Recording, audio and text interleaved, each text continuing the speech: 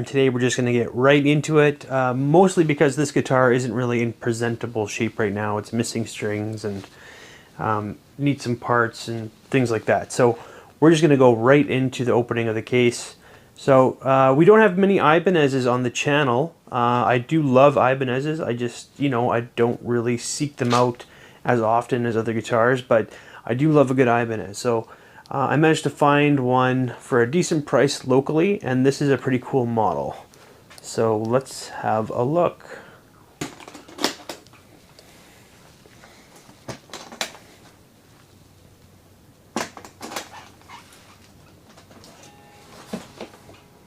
Okay. So this is a 2007 Ibanez Xiphos XPT700. So this would be the first year of this model. The Xiphos had a couple different iterations over the years, some cheaper models, some different colors. They switched the neck, I think, to a Wizard 3 after a few years, but this is like the first year of this model. And this is kind of the first version of this to come out. So, this guitar is really cool. There's quite a few things about this guitar that people get confused. So first of all, the coolest spec in my opinion about this guitar is it's actually a through neck. So what that means is it's very similar to like a Firebird. So the neck is actually one piece that goes right through the entire body. So the pickups are actually mounted to the neck, and this tremolo system is actually mounted to the neck. So the neck actually goes all the way through the body and continues on for the neck. This is a 5-piece Wizard 2 neck from Ibanez, and this is what it would look like if it didn't have finish over top of it. So I'm sure you've seen these sort of necks before. And then, so that continues on all the way through the body, and then the body has mahogany wings, so likely one here and one here, that have been glued on to the neck to complete the body. So this is sort of Ibanez's version of a Firebird. Obviously it's a little bit crazier in terms of design. We've got our two giant horns in the back and two pointy shapes in the top. This is not typically a guitar I would go for. However, I can appreciate it. It's definitely looks pretty cool in my opinion. I'm not sure if I could pull it off, but I could definitely see the appeal. And the finish is another really cool part of this guitar. Right now in this light it looks like a red sparkle, but this finish is called Red Chameleon.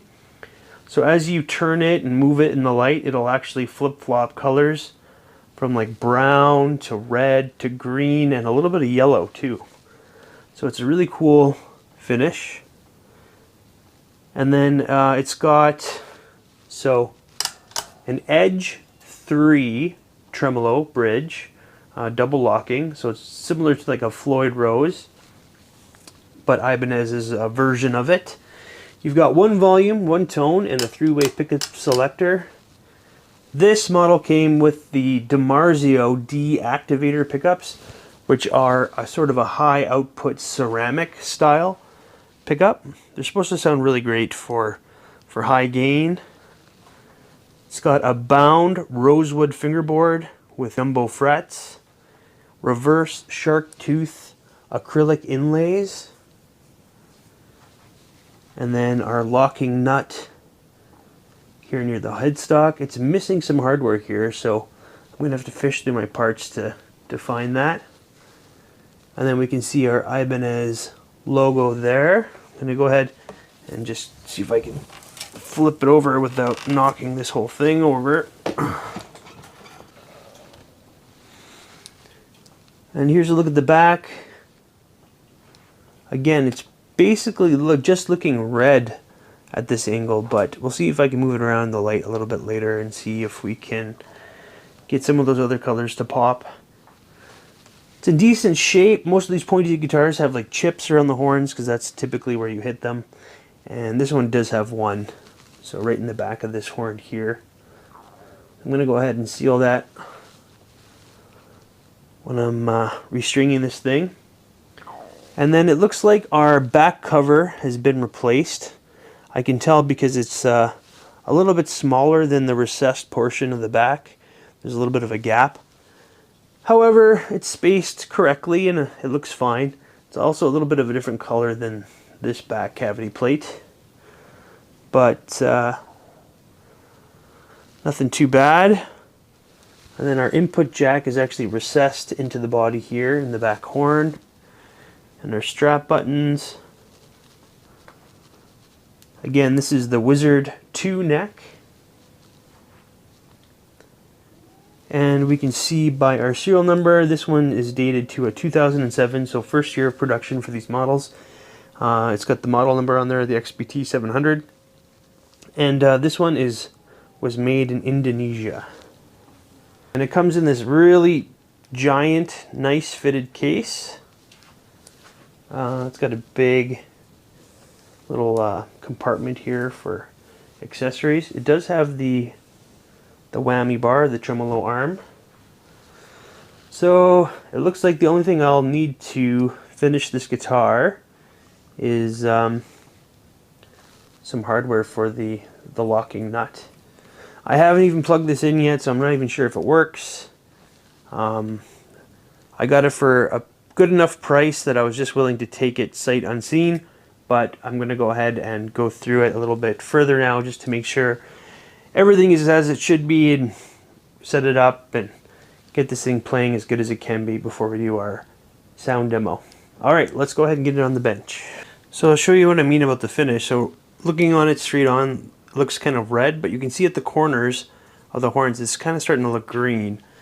But then from this angle, the whole guitar looks green.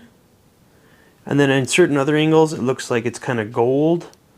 So yeah, it's kind of a crazy finish. A flip-flop sparkle finish. I just took off all the strings because they were super rusty and broken and they were just getting in the way. So alright, let's go ahead and get the weight. Yeah, weighing in at a pretty decent 8 pounds 2 ounces, so just over 8 pounds, or 3.68 kilograms. And as I said before, I hadn't even plugged it in yet, so let's see if we get some pickup readings. So I'm just going to put it in the bridge position. And yep, it is reading. So there's no coil taps or anything else like that. So in the bridge position it's reading a 9.23. And in the neck position, that's a 10.71.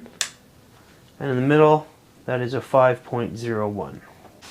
And our pickups have a little DiMarzio logo on the front, so I'm quite confident these are the originals.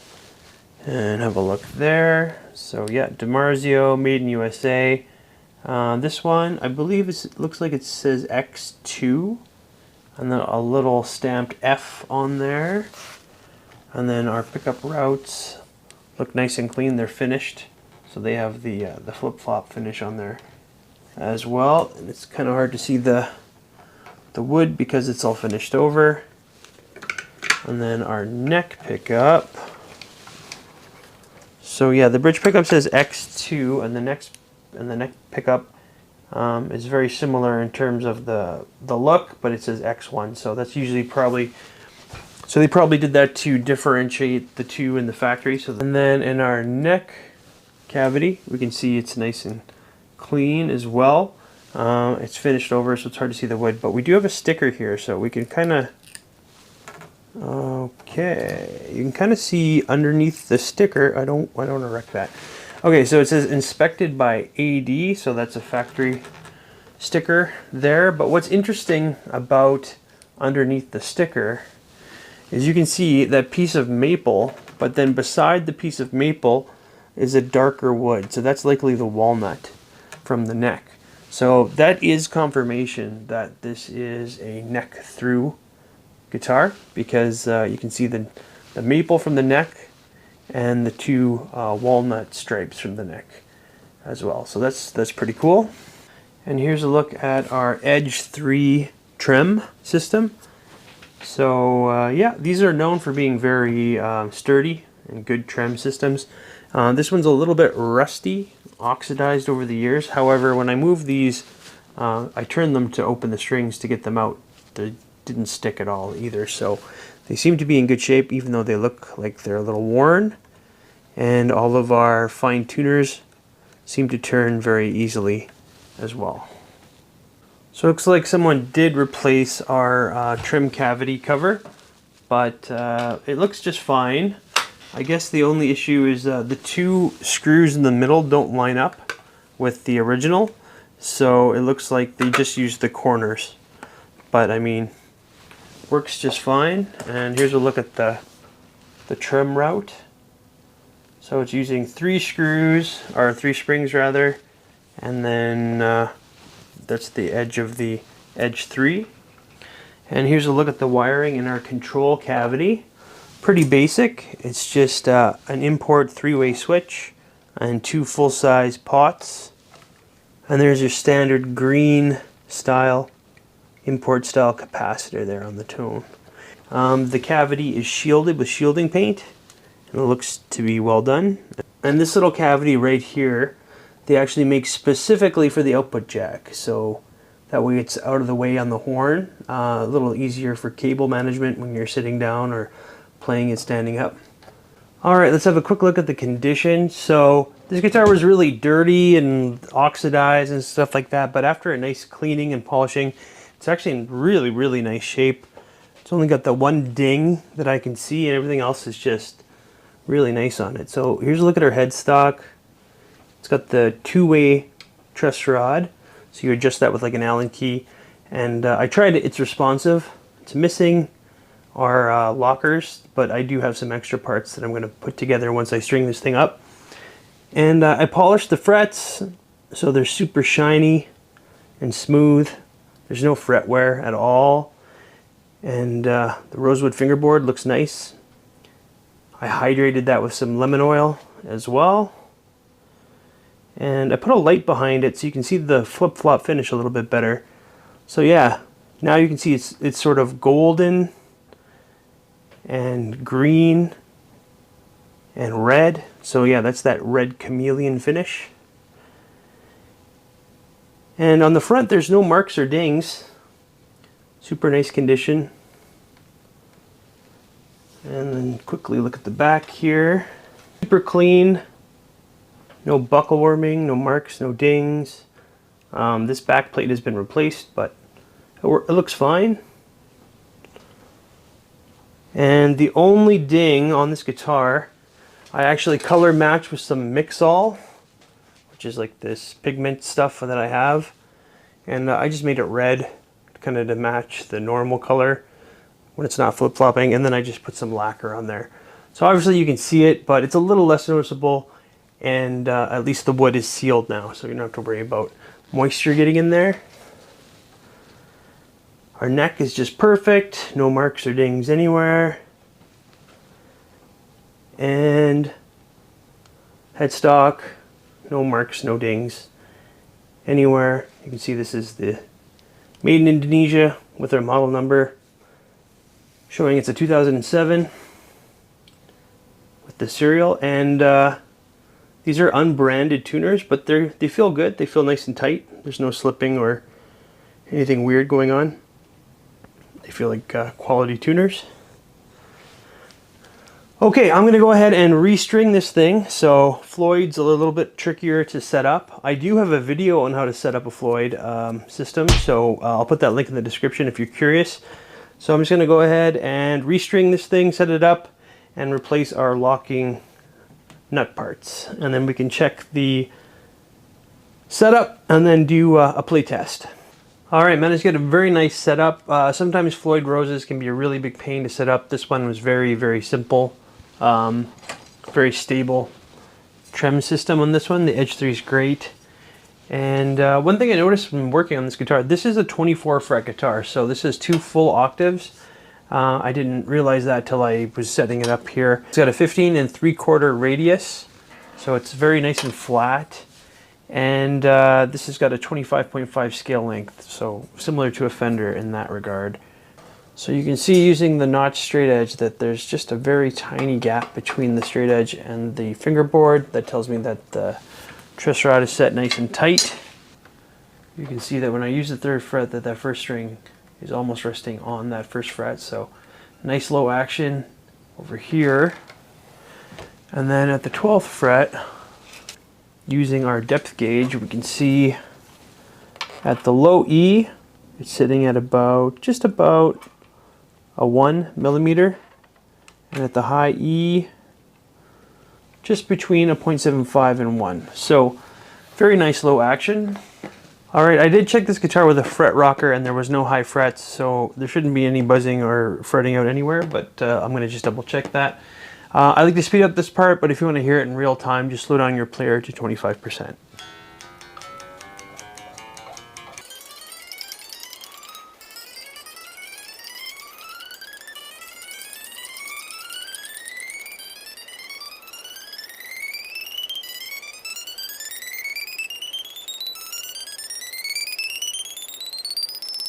So yeah, very nice low action, no fretting or buzzing out anywhere, and there's absolutely no sprout on this neck. Super nice and smooth. And yeah, I really like the Wizard necks on Ibanez, so this Wizard 2 neck does feel very, very comfortable. Let's get some measurements on the neck.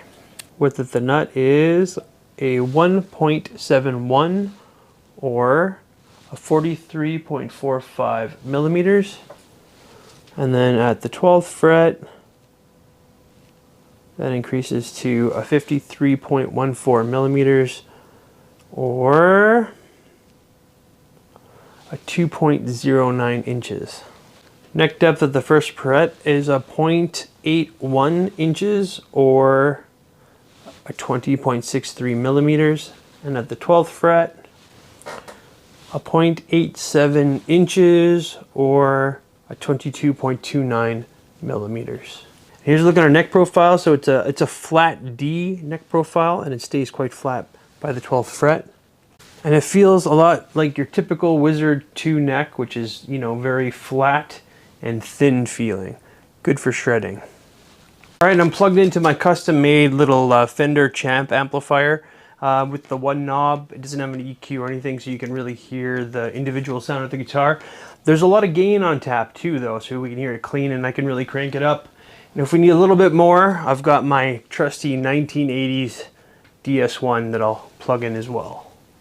So I'm just going to go through each position clean, and then just a little bit of overdrive from the amp, and then we'll do some distortion.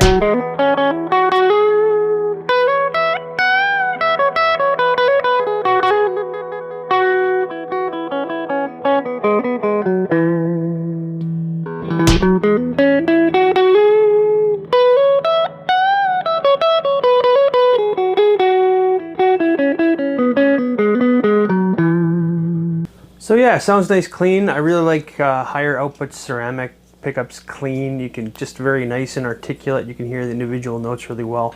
I'm going to try it with a little bit of overdrive, and then we'll switch to some distortion.